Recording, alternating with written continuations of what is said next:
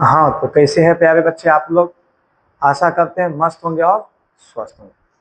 चलिए, हम लोग आगे जहाँ तक पढ़े थे आज हम उससे आगे पढ़ेंगे। हम लोग कल की क्लास में जहाँ तक पढ़े थे आज हम कहाँ से पढ़ेंगे, उससे आगे से पढ़ेंगे। हम लोग पीछे 6 क्लास पढ़ चुके हैं। हम लोग पीछे कितने क्लास पढ़ चुके हैं? 6 क्लास पढ़ चुके हैं। अभी जो हम लोग क्लास पढ़ेंगे वो कितने नंबर क्लास पढ़ेंगे? 7वीं क्लास आज हम पढ़ेंगे। आज हम कितनी क्लास पढ़ेंगे? आज इस चैप्टर की 7वीं क्लास, यानी यह चैप्टर की हम लोग आधा से ज्यादा पढ़ चुके हैं। हम लोग यह जो चैप्टर मेरा चल रहा था प्रकाश का प्रावर्तन, इस चैप्टर का हम लोग कितना पढ़ चुके हैं? आधा से ज्यादा पढ़ चुके हैं। चलिए, वीडियो को स्टार्ट करने से पहले वीडियो को क्या कीजिए? शेयर कीजिए। वीडियो को क्या कीजिए? शेयर कीजिए और लाइक भी कीजिए और साथ ही साथ चैनल को क्या कीजिए? सब्सक्राइब भी कीजिए। समझे? स्टार्ट करने से पहले वीडियो को क्या कीजिए? अधिक से अधिक शेयर कीजिए। चलिए,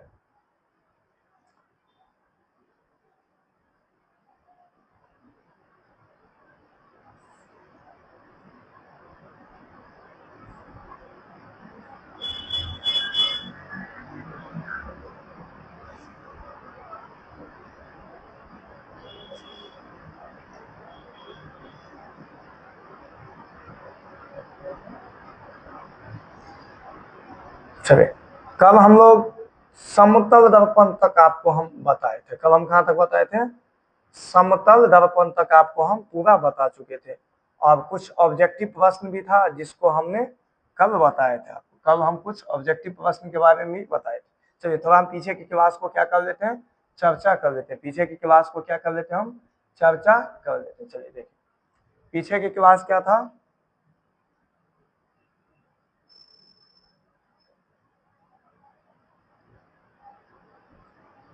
पीछे की क्लास क्या था? समतल दर्पण किसे कहते हैं। पिछला क्लास क्या था मेरा? समतल दर्पण किसे कहते हैं। यानी समतल दर्पण क्या है? वैसा दर्पण जिसका परावर्तक सतह क्या हो, समतल हो, उसे हम लोग क्या कहते हैं? समतल दर्पण कहते हैं। किसी को दिक्कत? चलिए, और एक चीज याद रखिएगा, समतल दर्पण में हमेशा कैसा प्रतिबिंब बनता है?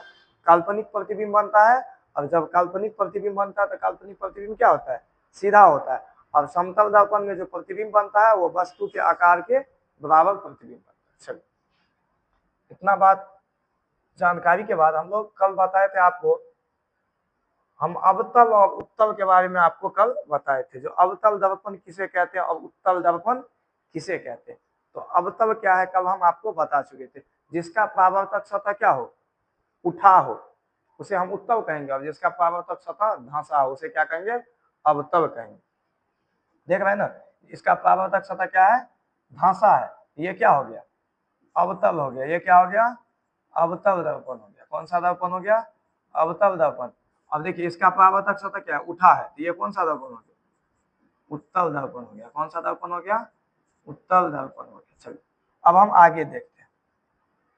हम कल आपको कुछ गोलीय दर्पण से संबंधित बात बताए थे, जिसमें ध्रुव के बारे में आपको बताए थे, वक्रता त्रिज्या के बारे में बताए थे, वक्रता केंद्र के बारे में बताए थे, फोकस के बारे में बताए थे, फोकस दूरी के बारे में बताए थे, प्रधान अक्ष के बारे में बताए थे और द्वारक के बारे में हम बताए थे। चलिए, एक बार हम पुनः उस फिगर की क्या कर लेते हैं? तो थोड़ा चर्चा कर लेते हैं। एक बार हम पुनः उसे क्या कर लेते हैं? थोड़ा चर्चा कर लेते हैं। देखिए देखिए, गोलीय दर्पण था ना, तो इसलिए हम लोग कोई दर्पण ले लेंगे, या अवतल दर्पण ले लेंगे या तो उत्तल दर्पण को क्या करें? ले लेंगे। तो ये हम पहले इसे पेंट कर देते हैं।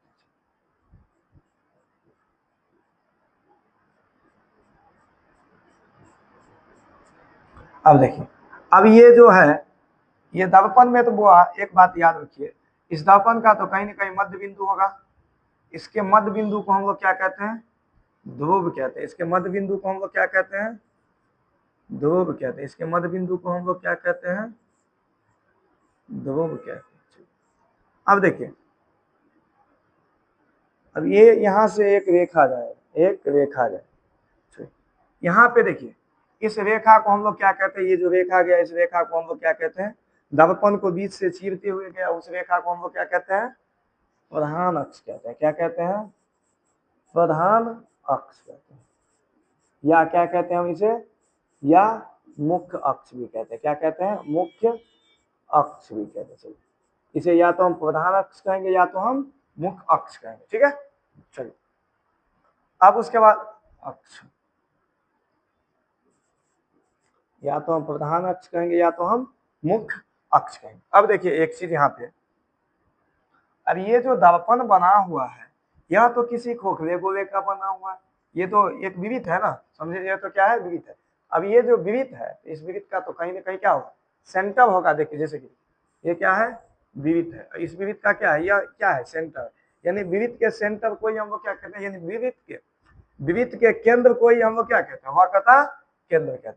यानी इसका भी कहीं ना कहीं केंद्र होगा। मान लेते हैं इसका केंद्र कहाँ है? यहाँ है। चलिए इसे पहले मिटा दें। मान लेते हैं इसका केंद्र यहाँ है, मान लेते हैं इसका केंद्र यहाँ, इसका केंद्र कहाँ है? यहाँ। इसके केंद्र को ही हम लोग क्या कहते हैं? इसके केंद्र को ही हम लोग क्या कहते हैं? वक्रता केंद्र कहते हैं। इसके केंद्र को हम लोग क्या कहते हैं? वक्रता केंद्र कहते हैं। वक्रता, इसके केंद्र को क्या कहते हैं? वक्रता केंद्र कहते हैं। वक्रता केंद्र कहते हैं। और इसे क्या चीज से सूचित करते हैं? सी से सूचित करते हैं। क्या चीज से? सी से सूचित करते हैं। अब ये वक्रता केंद्र, एक बात यहाँ पे गौर से देखिए, ये जो वक्रता केंद्र था, अब ये जो विविध था, अब इसके केंद्र को हम लोग क्या कहें? वक्रता केंद्र। अब देखिए ये यहाँ से यहाँ तक जो जाता है इसको हम लोग क्या कहते हैं? रेडियस कहते हैं। यानी क्या कहते हैं? त्रिज्या। यानी ये क्या है? त्रिज्या है। यानी यहाँ से लेकर के यहाँ तक के दूरी को हम लोग क्या कहते हैं? इसे हम लोग क्या कहते हैं? वक्रता त्रिज्या कहते हैं। क्या कहते हैं? वक्रता त्रिज्या कहते हैं। क्या कहते हैं? वक्रता त्रिज्या कहते हैं। समझे? इसे हम लोग क्या कहते हैं? वक्रता त्रिज्या कहते हैं। इसे क्या चीज से सूचित करते हैं हम लोग? आर से सूचित करते हैं। इसे क्या चीज से सूचित करते हैं? आर से सूचित करते हैं। ध्रुव को क्या चीज से सूचित करते हैं? पी से सूचित करते हैं। अब एक दूसरा फिगर हम बनाते हैं। चलिए यहाँ पे हम एक फिगर लेते हैं। देखिए यहाँ तक में तो किसी को दिक्कत नहीं होगा, यहाँ तक तो सब कुछ आप समझते हैं, यहाँ तक में कोई परेशानी नहीं ना? चलिए यहाँ तक में कोई परेशानी नहीं ना? चलिए जब आप यहाँ तक समझते हैं ना, यहाँ भी आप समझ जाइए। इसमें क्या करेंगे? जैसे कि शीशा, यह दर्पण है। अब जैसे कि यहाँ पे इसे हम लाइट जलाए, यहाँ पे हम प्रकाश दें यानी टॉर्च जलाएं। अब ये टॉर्च जब जलेगा तो क्या ये प्रकाश की किरण ये दर्पण से टकराने के बाद उधर चला जाएगा? नहीं, ये दर्पण से टकराने के बाद क्या होगा? इसका परावर्तन होगा। देखिए इस तरह से प्रकाश की किरण गया, ये शीशा से टकराया और इससे दर्पण से टकराने के बाद क्या हो गया? यह इस तरह से वापस आ गया। देखिए जब प्रधान अक्ष के समांतर प्रकाश की किरण गया, परावर्तन के बाद क्या कहते हैं? प्रधान अक्ष के जिस बिंदु पर मिलता है ना, उस बिंदु को हम लोग क्या कहते हैं? फोकस कहते हैं। फोकस को कथी से सूचित करते हैं? एफ से। कथी से? एफ से। इसे हम लोग क्या कहते हैं? फोकस कहते हैं। समझे? इस बिंदु को हम लोग क्या कहते हैं? फोकस कहते हैं। अब ये फोकस से लेकर के, ये फोकस है, अब ये क्या है? ध्रुव है। इस फोकस से लेकर के ध्रुव के बीच की दूरी को हम लोग क्या कहते हैं? फोकस दूरी कहते हैं। क्या कहते हैं? फोकस दूरी कहते हैं। समझे? ध्रुव से लेकर के फोकस के बीच की दूरी को हम लोग क्या कहते हैं? फोकस दूरी कहते हैं। और ये बात अब आता है, देखिए दर्पण की चौड़ाई। अब देखिए ये जो दर्पण था, मान लीजिए ये जो दर्पण है, मान लेते हैं यहाँ पे एक दर्पण और बना, ये जो हम दर्पण बनाए, यहाँ पे मान लेते हैं हम दर्पण बनाए। अब बताइए ना, ये दर्पण हम बनाए, अब इस दर्पण का कुछ न कुछ क्या होगा? चौड़ाई होगा। तो दर्पण के चौड़ाई को ही हम लोग क्या कहते हैं? दर्पण का द्वारक कहते हैं। यानी द्वारक किसे कहते हैं हम लोग? द्वारक। द्वारक केकरा कहते हैं? तो दर्पण की चौड़ाई को ही, चौड़ाई को ही, दर्पण की चौड़ाई को ही दर्पण का द्वारक कहते हैं। दर्पण का द्वारक कहते हैं। यानी जो दर्पण का चौड़ाई है उसी को हम लोग क्या कहते हैं? द्वारक कहते हैं। समझे? उसी को हम लोग क्या कहते हैं? दर्पण का द्वारक कहते हैं। अब जितना आप पॉइंट देखे ना, सबको हम बारी बारी से एक बार एक्सप्लेन कर देते हैं। अब उसके बाद आगे पढ़े के लिए आ जाओ। सबसे पहले वक्रता केंद्र किसे कहते हैं? सबसे पहले क्या बात आता है? वक्रता केंद्र किसे कहते हैं? तो वक्रता केंद्र क्या है? तो क्या बताए थे? गोलीय दर्पण जिस खोखले गोले का बना होता है, उस खोखले गोले का केंद्र को ही हम लोग क्या कहते हैं, वक्रता केंद्र कहते हैं। क्या कहेंगे, दर्पण जिस खोखले गोले का बना होता है उसके केंद्र को ही हम लोग क्या कहते हैं, वक्रता केंद्र कहते हैं। इसे कथी से सूचित करते हैं, सी से। तो दर्पण का ध्रुव किसे कहते हैं, तो क्या कहेंगे, दर्पण के मध्य बिंदु। देखिए यहाँ पे हम आपको एक फिगर भी बता दें। अब ये दर्पण जो बना था इस हिसाब से बना था ना, इसके केंद्र को ही हम लोग क्या कहते हैं, वक्रता केंद्र कहते हैं। इसके केंद्र को हम लोग क्या कहते हैं, वक्रता केंद्र कहते हैं। अब दर्पण का ध्रुव किसे कहते हैं, तो दर्पण के मध्य बिंदु को हम लोग क्या कहते हैं, ध्रुव कहते हैं। इसे हम लोग क्या कहेंगे, ध्रुव कहेंगे। इसे कथी से सूचित करते हैं, इसे। अब प्रधान अक्ष, तो दर्पण वक्रता केंद्र यानी प्रधान अक्ष किसे कहेंगे, ये देखिए ये इस तरह से। यहाँ पे क्या होता है, सेंटर होता है, यहाँ पे क्या होता है, ध्रुव होता है। दोनों को क्या करना है, चीर के जा रहा है ना, उसी रेखा को हम लोग क्या कहते हैं, प्रधान अक्ष। तो गोलीय दर्पण की वक्रता केंद्र और ध्रुव से होकर जाने वाली रेखा को क्या कहते हैं, प्रधान अक्ष कहते हैं। और इसे एक्स और एक्स डैश से क्या किया जाता है, सूचित किया जाता है। अब आता है दर्पण का द्वारक। तो क्या बताया आपको, दर्पण की चौड़ाई को हम लोग क्या कहते हैं, दर्पण का द्वारक कहते हैं। यानी दर्पण की चौड़ाई को ही हम लोग क्या कहते हैं, दर्पण का द्वारक। अब बात आता है वक्रता त्रिज्या किसे कहते हैं, वक्रता त्रिज्या। अब बता नहीं, ये गोला है और यहाँ पे क्या है इसका सेंटर, तो यहाँ से यहाँ की दूरी को हम लोग क्या कहते हैं, वक्रता त्रिज्या कहते हैं। क्या लिखेंगे, गोलीय दर्पण के वक्रता केंद्र और उसके ध्रुव के बीच की दूरी को हम लोग क्या कहते हैं, वक्रता त्रिज्या कहते हैं। चलिए इस बात को वैसे कल बढ़िया से चर्चा हुआ। अब आता है फोकस। गोलीय दर्पण का फोकस या नभ्यंतर, फोकस का दूसरा नाम क्या है, नभ्यंतर। या एग्जाम में पूछा भी गया, नभ्यंतर किसे कहते हैं। तो क्या लिखेंगे, गोलीय दर्पण के प्रधान अक्ष के समांतर, गोलीय दर्पण के प्रधान अक्ष के समांतर। यहाँ पे देखिए इस तरह से फिगर इसका बनेगा। हाँ ये दर्पण है ना, ये क्या है, दर्पण। इस तरह से प्रधान अक्ष के समांतर प्रकाश किरण आया। परावर्तन के बाद जिस बिंदु पे मिल गया ना, उस बिंदु को ही हम लोग क्या कहते हैं, फोकस कहते हैं। तो गोलीय दर्पण के प्रधान अक्ष के समांतर आती प्रकाश की किरणें परावर्तन के बाद प्रधान अक्ष के जिस बिंदु पे मिलती है या मिलती हुई क्या होती है, प्रतीत होती है, उस बिंदु को हम लोग क्या कहते हैं, गोलीय दर्पण का फोकस कहा जाता है। इसे कथी से सूचित करते हैं, एफ से। यह मिलती हुई प्रतीत, यह एक नया बात है, यह हम आप लोग को आगे बताएंगे जब आपको हम किरण आरेख समझाएंगे ना, उस स्थान पर हम आपको बता देंगे। चलो अब आता है फोकस दूरी किसे कहते हैं। तो क्या बताया आपको, फोकस से क्या बताया हम आपको, ये इस तरह से इसका फोकस बना, समझे। इस फोकस से लेकर के, ये फोकस से लेकर के यहाँ ये ध्रुव है, इस ध्रुव के बीच को दूरी को हम लोग क्या कहते हैं, फोकस दूरी कहते हैं। तो क्या लिखेंगे, गोलीय दर्पण की फोकस और ध्रुव के बीच की दूरी को क्या कहते हैं, फोकस दूरी कहते हैं। चलिए अवतल दर्पण का दूसरा नाम आपको बता दिए थे, अभिसारी। उत्तल का अपसारी। और अवतल दर्पण का फोकस दूरी चिन्ह में कैसा होता है, ऋणात्मक होता है। हम आपको चिन्ह परिपाटी जब पढ़ाएंगे ना, उस समय आपको हम बता देंगे। जब हम चिन्ह परिपाटी पढ़ाएंगे ना, उस समय हम आपको बता देंगे, समझे। चलिए अभी आपको सिर्फ याद रखना, उत्तल दर्पण का फोकस दूरी क्या होता है, धनात्मक। वह गोलीय दर्पण में चिन्ह का निर्धारण कहाँ से किया जाता है, तो ध्रुव से किया जाता है। हम आपको बताएंगे चिन्ह परिपाटी में। वह अवतल दर्पण तथा उत्तल दर्पण में वस्तु का दूरी चिन्ह में कैसा होता है, तो ऋणात्मक होगा। क्या होगा, ऋणात्मक। क्या हो जाएगा, ऋणात्मक। सही से लिख देना चाहिए, ये धीरे से लिख देंगे ना तो अच्छा रहेगा।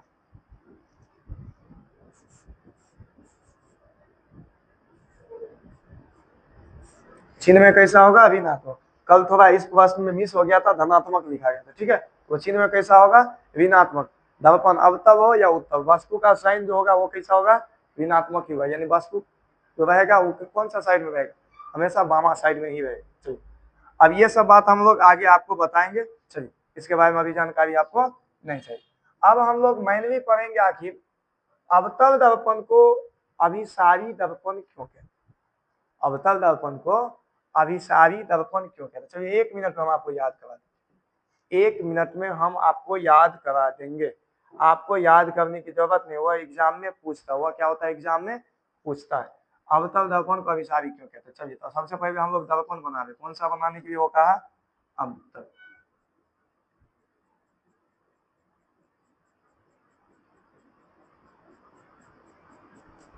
देखिए ये आप इसको चिनते हैं, ये क्या है, प्रधान अक्ष। ये क्या है, प्रधान अक्ष। और ये क्या है, इसका ध्रुव है। ये क्या है, इसका ध्रुव है। इसे पी से लिखते। अब यहाँ से एक प्रकाश की किरण हम यहाँ से देते, ठीक है, और एक प्रकाश की किरण हम नीचा से देते। यानी यह प्रधान अक्ष है, इसके समानांतर हम क्या किए, प्रकाश की किरण को भेजे, ऊपर से भी हम एक भेजे और एक नीचा से भी भेजे, ठीक है। अब ये क्या होगा, अब ये गया तो इसका यहाँ पे जाने के बाद क्या होगा, परावर्तन होगा। और ये परावर्तन होने के बाद ये क्या होता है, एक बिंदु पे जमा होता है, उस बिंदु को हम लोग क्या कहते हैं, फोकस कहते हैं।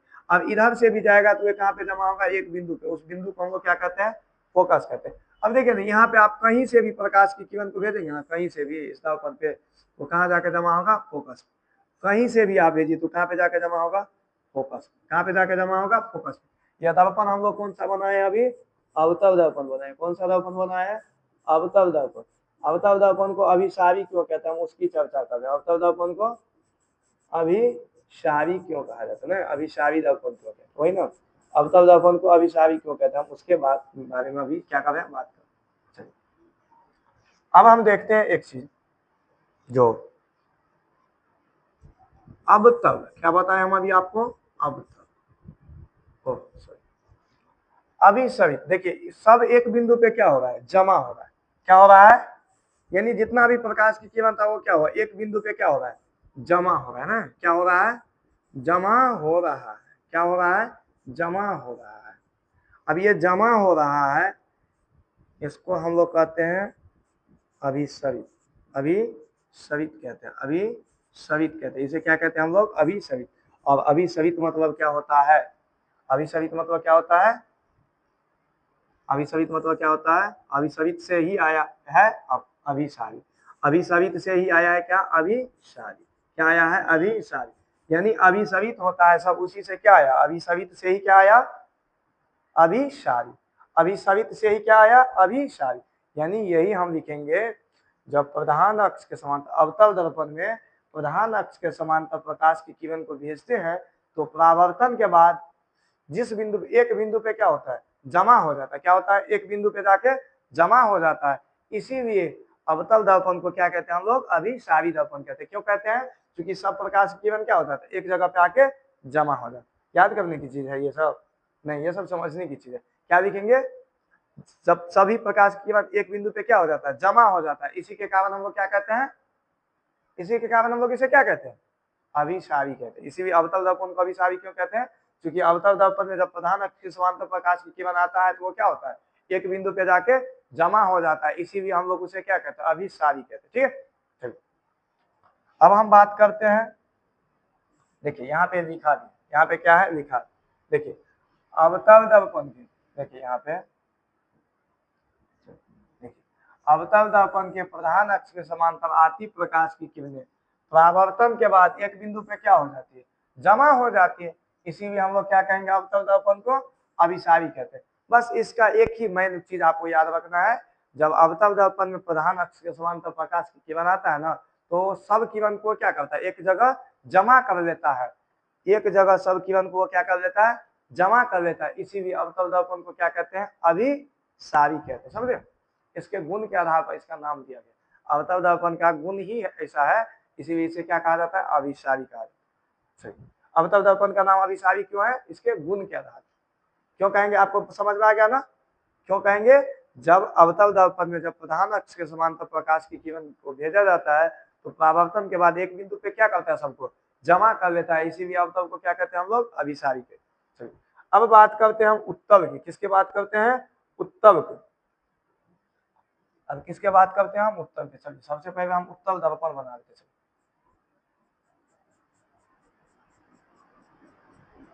अब देखिए यह जो है बंदा, अब यहाँ से प्रकाश की किरण इधर भी जा रहा है, अब यहाँ से भी प्रकाश की किरण क्या हो रहा है, जा रहा है। ये दर्पण हम लोग कौन सा बना है, उत्तल। कौन सा दर्पण बना है, उत्तल दर्पण बना है। अब उत्तल दर्पण को हम लोग क्या कहते हैं, अपसारी कहते हैं। क्या कहते हैं, अपसारी। इसका नाम अपसारी क्यों है, इसके गुण के आधार पर अपसारी दर्पण कहते हैं। किरण पुंज में आपको पढ़ाए होंगे, अपसारी किरण पुंज क्या है, अभिसारी किरण पुंज क्या है, और समांतर किरण पुंज क्या है। यह बात हम आपको किरण पुंज में पढ़ाए होंगे। अभिसारी क्यों होता था, जब एक बिंदु पे जमा हो गया तो अभिसारी, और एक बिंदु से फैलती हुई चली जाए तो उसे क्या कहते हैं, अपसारी कहते हैं। तो ये जो प्रकाश की किरण यहाँ से मान लेते हैं ऐसे गया, अब ये शीशा से क्या फोड़ के शीशा को उससे चले जाएगा नहीं ना, ये परावर्तन के बाद ये क्या करता है, इसे फैला देता है। ये प्रकाश की किरण को क्या करता है, फैला देता है। इधर से प्रकाश की किरण गया और इधर क्या किया, इधर भाग, यानी प्रकाश की किरण को ये क्या करता है, फैलाने का काम करता है। अवतल दर्पण, उत्तल दर्पण क्या करता है, प्रकाश की किरण को फैलाने का काम करता है। क्या करता है, फैलाने का काम करता है, यानी यहाँ पे मिलता हुआ क्या होगा, फैलता हुआ प्रतीत होगा। देखिए ना, यहाँ से आप देखेंगे तो क्या पता चलेगा आपको, फैलता हुआ प्रतीत। देखो एगो इधर भाग रहा है, एगो इधर भाग रहा है, एगो एक कोना तो एगो एक कोना, समझे, एगो इस कोना भाग रहा है तो दूसरा उस कोना भाग रहा है। तो क्यों कहते हैं हम लोग, यह फैल जाता है। यहाँ पे क्या होता है, फैलता है, और फैलना के कारण, यानी यहाँ पे क्या होता है, जब उत्तल दर्पण में जब प्रधान अक्ष के समांतर प्रकाश की किरण जाता है तो परावर्तन के बाद क्या होता है, फैलती हुई क्या होती है, प्रतीत होती है, यानी हमें पता चलता है। यहाँ पे क्या होता है, फैल रहा है, क्या हो रहा है, प्रकाश की किरण फैल रहा है, क्या हो रहा है, प्रकाश की किरण, प्रकाश की किरण फैल रहा है, फैल रहा है। अब फैलना का मतलब क्या होता है, अपसरित, क्या होता है, अपसरित होता है, अपसरित। अब अपसरित का मतलब क्या होता है, अपसरित से ही क्या बना है, अपसारी, अपसरित से क्या बना है, अपसारी बना, अपसरित से ही क्या बना है, अपसारी। मतलब समझ गए, अवतल को अपसारी क्यों कहते हैं, ओ सॉरी, ये उत्तल को अपसारी क्यों कहते हैं, समझे, उत्तल को अपसारी क्यों कहते हैं, क्योंकि इसका काम क्या है, उत्तल दर्पण प्रकाश की किरण को क्या करता है, फैला देता है। यानी जब उत्तल दर्पण में प्रधान अक्ष के समांतर प्रकाश की किरण आता है तब वो क्या करता है, उसे फैला देता है। इसीलिए उत्तल दर्पण को हम लोग क्या कहते हैं, अपसारी करते हैं। वो क्या करता है, प्रकाश की किरण को फैला देता है। चलिए क्या लिखेंगे हम लोग, उत्तल दर्पण के प्रधान अक्ष के समांतर आती प्रकाश की किरणें परावर्तन के बाद एक बिंदु से फैलती हुई क्या होती है, मालूम चलती है, इसीलिए उत्तल दर्पण को हम लोग क्या कहते हैं, अपसारी। यानी उत्तल दर्पण में जब प्रधान अक्ष के समांतर प्रकाश की किरण जाता है ना, तो प्रकाश की किरण को वो क्या करता है, फैला देता है, इसीलिए उत्तल को क्या कहते हैं, अपसारी। और अवतल में जब प्रधान अक्ष के समांतर प्रकाश की किरण आता है, वो सभी किरण को क्या करता है, एक जगह जमा कर लेता है, यानी वो सभी किरण को जमा करता है, इसीलिए उसे अभिसारी कहते हैं। और ये सभी किरण को फैला देता है, इसीलिए इसे क्या कहते हैं, अपसारी। अब चलिए हम लोग किरण आरेख के नियम के बारे में बात करेंगे। किसके बारे में बात करेंगे, किरण आरेख के नियम के बारे में। अब हम लोग बात करते हैं किरण आरेख के नियम। किसके बारे में बात करें हम लोग, किरण आरेख के नियम, किरण आरेख के नियम। किसके बारे में हम लोग पढ़ रहे हैं, किरण आरेख के नियम के बारे में।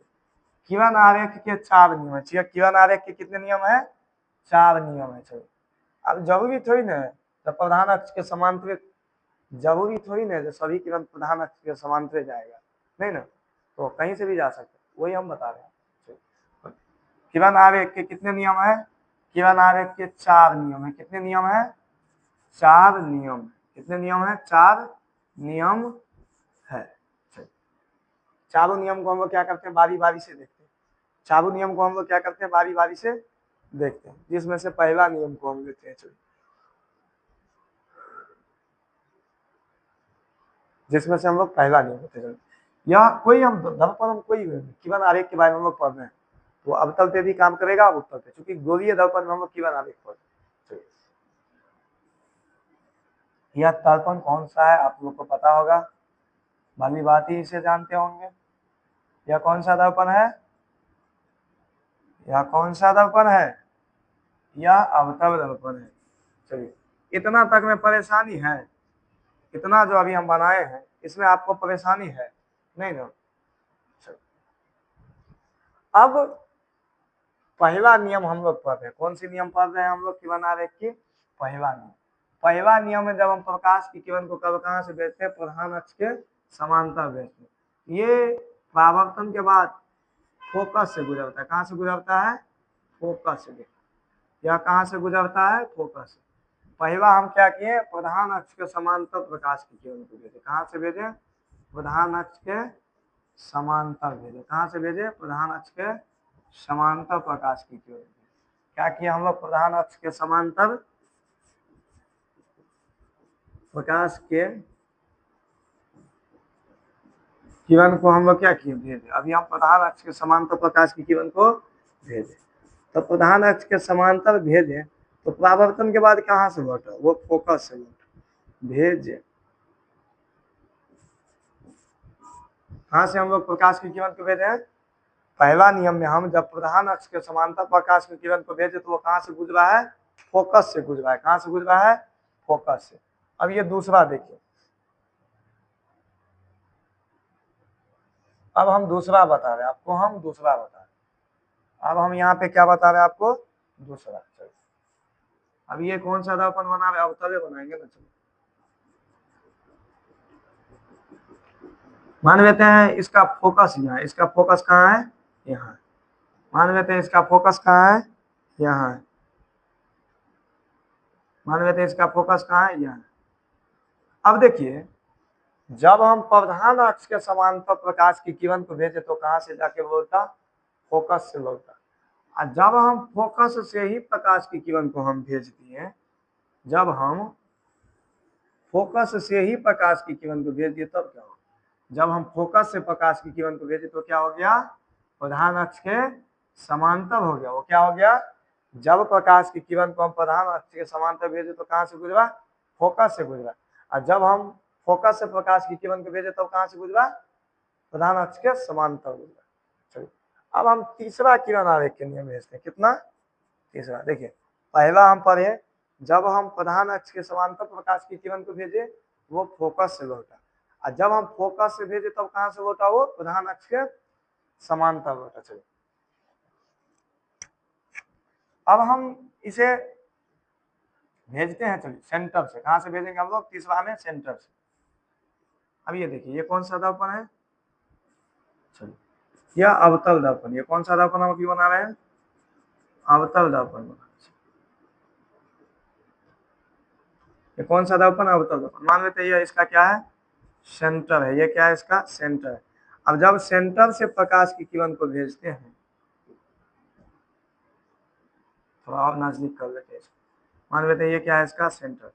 जब हम सेंटर से प्रकाश की किरण को भेजते हैं तब क्या होगा, ये परावर्तन के बाद अपने माध्यम में लौट जाएगा। क्या हो जाएगा, अपने रास्ते में। अब कहते नहीं है जिस गली से आया है उसी गली वापस तुम लौट जाओ, यानी जिस गली से आया है चुपचाप तुम उसी गली से लौट जाओ, नहीं तो गड़बड़ हो जाएगा। नहीं तो क्या हो जाएगा, गड़बड़ हो जाएगा। नहीं कहते हैं जो जिस गली से तुम आया उसी गली से क्या करो, वापस लौट जाओ। देखिए जब हम पहला क्या बताएं, जब प्रकाश की किरण को प्रधान अक्ष के समांतर भेजे तो परावर्तन के बाद कहां से गुजरा, फोकस से।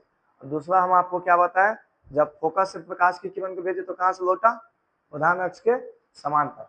जब हम सेंटर से प्रकाश की किरण को भेजे, यानी जब हम वक्रता केंद्र से प्रकाश की किरण को भेजे तो क्या हो गया, फिर से अपने माध्यम में वापस लौट गया। चलिए अब हम चौथा नियम आपको बता ही देते। चौथा नियम भी हम यहीं पे बता देते। चौथा नियम भी हम आपको यहीं पे बता देते। यह अवतल दर्पण हम पहले बना देते। देखिए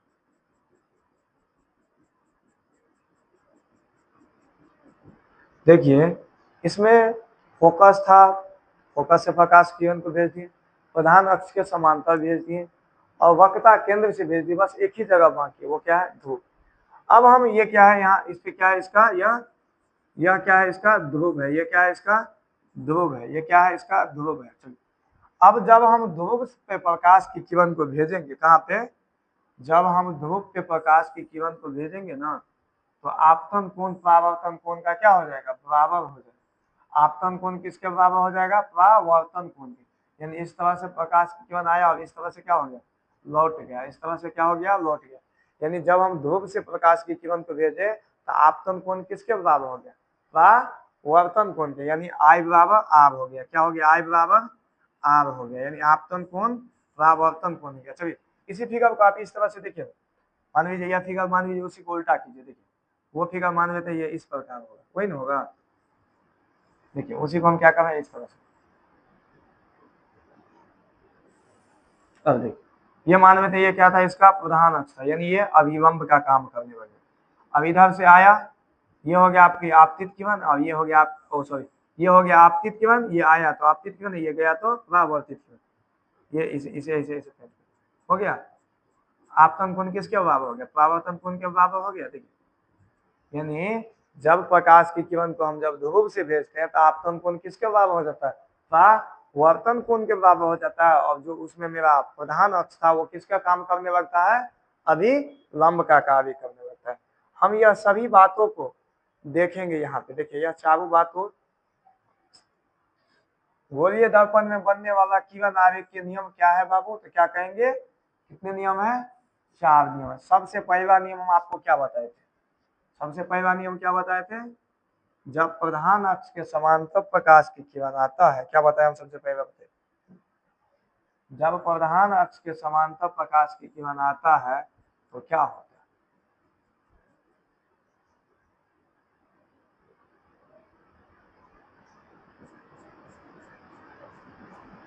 जब प्रधान अक्ष के समांतर प्रकाश किरण आता है तो परावर्तन के बाद कहां से गुजरता है? फोकस से। तो वही बात यहाँ पे लिखे है, जब आपतित किरण, यहाँ पे क्या लिखे हैं? जब आपतित किरण को प्रधान अक्ष के समांतर भेजी जाती है तो परावर्तन के बाद कहां से गुजरती है? फोकस से होकर गुजरती है। अब आते हैं, जब आपतित प्रकाश की किरण को वक्रता केंद्र से भेजा जाता है। देखिए दूसरा वाला कहां से भेजते हैं? आपको हम बताए थे, जब वक्रता केंद्र से भेजेंगे तो क्या होगा? अपने वास्तव में ये क्या हो जाएगा? जब हम प्रकाश की किरण को, जब प्रकाश की किरण को हम सेंटर से भेजे तो कहाँ गया था? अपने माध्यम में लौट गया था। वो क्या हो गया था? जिसी रास्ता से आया था उसी रास्ता पर वो क्या हो गया? चला गया। तो वही लिखेंगे, जब आपतित किरण को वक्रता केंद्र से भेजा जाता है तो परावर्तन के बाद अपने ही रास्ते पर वो क्या हो जाती है? लौट जाती है। यानी जिस रास्ता से आया उसी रास्ता क्या हो गया? चला गया। अब तीसरा क्या बताया आपको? जब आपतित किरण फोकस से भेजा जाता है, यानी जब आपतित किरण को कहाँ से भेजा जाता है? फोकस से। देखिए जब प्रधान अक्ष के समांतर आया वो फोकस से गुजरा, जब फोकसे से भेज दिया, मान लेते हैं जब ये फोकसे से भेज दिया तो क्या हो जाएगा? प्रधान अक्ष के समांतर हो जाएगा। वो क्या हो जाएगा? प्रधान अक्ष के समांतर हो जाएगा। चलिए, तो क्या हो जाता है? प्रधान अक्ष के समांतर हो जाएगा। और चौथा क्या बताया आपको? जब प्रकाश की किरण को, जब प्रकाश की किरण को ध्रुव पे भेजा जाता है, कहाँ पर? ध्रुव पे, तो क्या होता है? आपतन कोण परावर्तन कोण के बराबर हो जाता है। क्या हो जाता है? आपतन कोण परावर्तन कोण के बराबर हो जाता है। अब जो प्रधान अक्ष होता है वो किसका काम करता है? अभी लंब का कार्य करता है।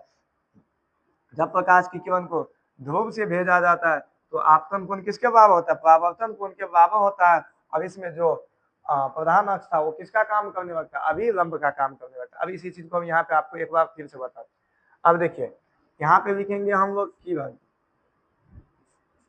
यहाँ पे क्या लिखेंगे? किरण आरेख।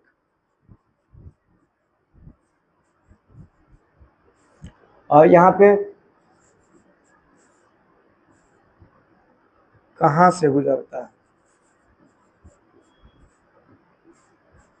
कहां से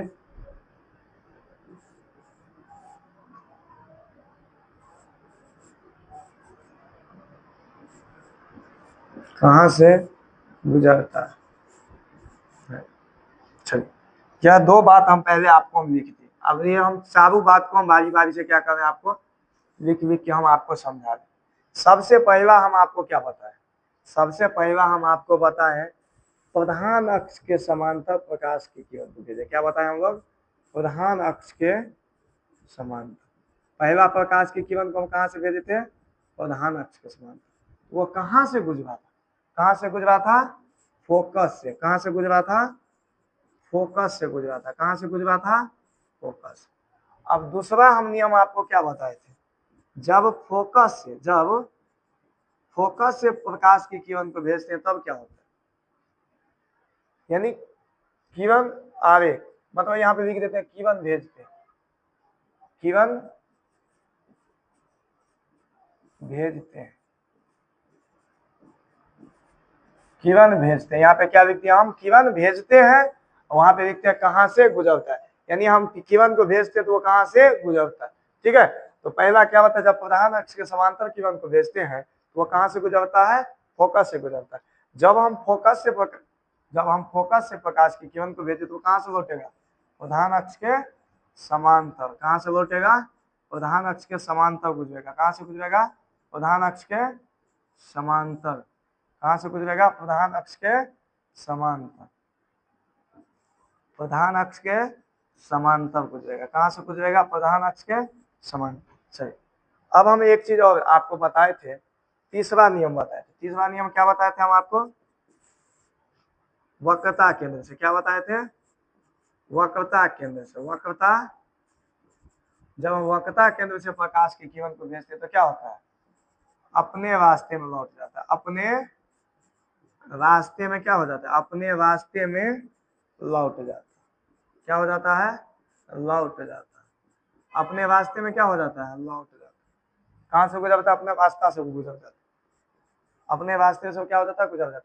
अब अंतिम आपको क्या बताए थे हम लोग, कहां से भेजे थे, ध्रुव से भेजे थे। कहां से भेजे थे, ध्रुव से। और जब ध्रुव से भेजे तो क्या हो गया, आपतन कोण परावर्तन कोण के बराबर हो गया। किसके बराबर हो गया, आपतन कोण किसके बराबर हो गया, परावर्तन कोण के बराबर हो गया। किसके बराबर हो गया, आपतन कोण परावर्तन कोण के बराबर हो गया। आपतन कोण किसके बराबर हो गया, परावर्तन कोण के बराबर। चलिए, जब प्रकाश की किरण को हम लोग कहां से भेजे थे, जब प्रधान अक्ष के समांतर भेजे थे, कहां से गुजरा, फोकस से। और जब फोकस से भेजे तो कहां से गुजरा, प्रधान अक्ष के समांतर। और जब वक्रता केंद्र से भेजे तो क्या हुआ, अपने माध्यम में गया। अब जब हम ध्रुव से भेजे तो क्या हो गया, आपतन कोण परावर्तन कोण के क्या हो गया, बराबर हो। समझे। चल, अब हम यह बात जानने के बाद हम आपको एक एग्जाम के दृष्टिकोण से वीवीआई पॉइंट बता रहे हैं। अवतल दर्पण और उत्तल दर्पण में अंतर एग्जाम में पूछता है। अवतल दर्पण और उत्तल दर्पण में अंतर एग्जाम में पूछता है। और यह 2017 में भी पूछा था। और ये एग्जाम के लिए क्या है, काफी MVVI है। क्या है, MVVI है। यह एग्जाम के लिए क्या है, काफी VVI है। सबसे पहला अंतर तो उसका आंसर जो होता है, परिभाषा, वो लिख देंगे। पहला देखिए, 2 नंबर में पूछेगा आप 2 गो 3 गो काफी लिख सकते हैं। 2 नंबर में यदि पूछेगा तो 2 गो 3 गो जो है आप आंसर अंतर लिख दीजिए, वो काफी है। ठीक है। ये यदि 5 नंबर पूछता है तो आपको कम से कम 5 अंतर लिखना पड़ेगा। तो सबसे पहला तो क्या हो जाएगा, दोनों का आंसर ही लिखेंगे। अब लिखेंगे अवतल दर्पण, एक साइड लिखेंगे अवतल, तो दूसरा साइड क्या लिखेंगे, उत्तल। क्या लिखेंगे, उत्तल। देखेंगे अवतल दर्पण क्या है, वैसा दर्पण जिसका परावर्तक सतह क्या हो, धंसा हो, उसे क्या कहेंगे, अवतल। अब उत्तल क्या है, वैसा दर्पण जिसका परावर्तक सतह क्या हो, उठा हो यानी उभरा हो, उसे क्या कहेंगे, उत्तल कहेंगे। चलिए, अब अवतल दर्पण का देखिए, अवतल दर्पण का जो फोकस दूरी होता है वो कैसा होता है, ऋणात्मक होता है। कैसा होता है, ऋणात्मक होता है। लेकिन वही बात करें उत्तल दर्पण की तो उसका फोकस दूरी कैसा होता है, धनात्मक होता है। देखिए, हम आपको अगले क्लास में चिन्ह परिपाटी के बारे में जब पढ़ाएंगे ना, उस समय हम आपको इसको क्लियर कर देंगे। ठीक है, वहां पे आपको उसके बाद दिक्कत आपको नहीं हो, पश्चात निकल देंगे। ठीक है। और वैसे भी जब 2 भाई रहता है तो एक भाई को दूसरे के बात से नहीं मिलते रहता है। एक भाई आम कहता है तो दूसरा लताम समझता है। ठीक है, तो 2 भाई को आपस में नहीं तालमेल होते रहता है। ठीक है, तो एक दूसरे में क्या रहता है, दोनों उल्टा रहता है। वही अवतल उत्तल क्या है, दोनों भाई है, दोनों आपस में क्या है, उल्टा है। क्योंकि ये तो किसका बेटा है, गोलीय दर्पण की बेटा है ना, तो भाई दोनों आदमी तो बराबर होगा ना। दोनों आदमी, बाप तो था, बाप तो एक ही का था ना, तो दोनों में क्या है, गुण थोड़ा मिलता जुलता रहता, उल्टा पुल्टा रहता है, एक दूसरे के क्या रहता है, वो उल्टा रहता है। अब देखेंगे अवतल दर्पण में बड़ा एवं छोटा दोनों प्रतिबिंब बनता है। अवतल दर्पण जो होता है उसमें बड़ा और छोटा दोनों प्रतिबिंब बनता है। लेकिन जब उत्तल की बात करें तो उसमें हमेशा और हमेशा कैसा प्रतिबिंब बनता है, अवतल का ही प्रतिबिंब, सॉरी, उत्तल दर्पण में हमेशा कैसा प्रतिबिंब बनेगा, छोटा प्रतिबिंब बनेगा। अब बात करते हैं हम लोग अवतल की। अवतल में सीधा एवं उल्टा दोनों प्रतिबिंब बनता है, जिसे हम लोग क्या कहेंगे, वास्तविक कहते हैं। और उत्तल में सीधा प्रतिबिंब बनता है, जिसे हम लोग क्या कहते हैं, काल्पनिक। यानी उत्तल दर्पण हमेशा कैसा प्रतिबिंब बनेगा, काल्पनिक प्रतिबिंब बनाएगा। और अवतल दर्पण वास्तविक और काल्पनिक दोनों का। अब हम अवतल दर्पण का कुछ उपयोग देखते हैं, कुछ उपयोग देखते हैं। अब आपसे एग्जाम में पूछता है, क्या पूछता है, अवतल दर्पण के उपयोग को लिखे। तो ये हम बता देते हैं और आज की क्लास को हम लोग क्या करेंगे, यहाँ पे खत्म करेंगे। ठीक है, चलिए। तो अवतल दर्पण के उपयोग को हम लोग क्या करना है, लिखना है। सबसे पहले हजामती दर्पण के रूप में, यानी अवतल दर्पण का जो उपयोग किया जाता है वो कहाँ किया जाता है, हजामती दर्पण के रूप में। यानी साइलून जो होता है ना, उसमें कौन सी दर्पण के उपयोग किया जाता है, अवतल दर्पण के उपयोग किया जाता है। उसके बाद रोगी के नाक, गाल, नाक, कान, गला देखने, यानी जब छोटा चीज को बड़ा करके देखना हो उसके लिए हम लोग क्या करते हैं, अवतल दर्पण का उपयोग करते हैं।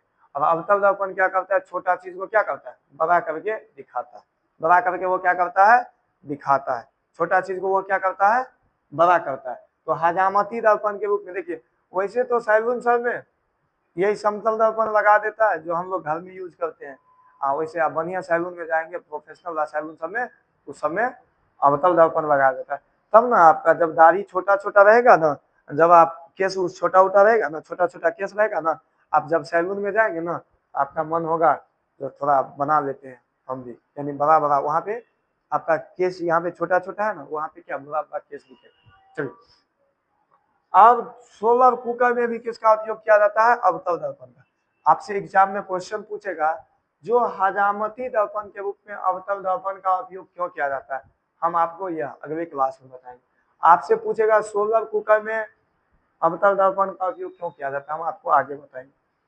वह सर्च लाइट में अवतल दर्पण का उपयोग क्यों किया जाता है, उसके बाद टॉर्च में अवतल दर्पण का उपयोग क्यों करते हैं, टेबल लैंप में अवतल दर्पण का उपयोग क्यों करते हैं, इस सब में हम लोग अवतल दर्पण का उपयोग आगे क्यों करते हैं, इसकी जानकारी हम आपको अगले क्लास में देंगे। आज इतना ही रहने दीजिए। कृपया करके वीडियो को क्या कीजिए बाबू, शेयर कीजिए। वीडियो को क्या कीजिए, शेयर कीजिए और लाइक भी कीजिए। वीडियो को क्या कीजिए, शेयर कीजिए और लाइक कीजिए। और चैनल को क्या कीजिए, सब्सक्राइब कीजिए। चैनल को क्या कीजिए, सब्सक्राइब कीजिए। समझे, वीडियो को शेयर कीजिए, लाइक कीजिए और चैनल को क्या कीजिए, सब्सक्राइब कीजिए। आज के लिए इतना ही। जय हिंद। हम आप लोगों को कल इससे आगे बताएंगे। आज के लिए इतना ही। जय हिंद।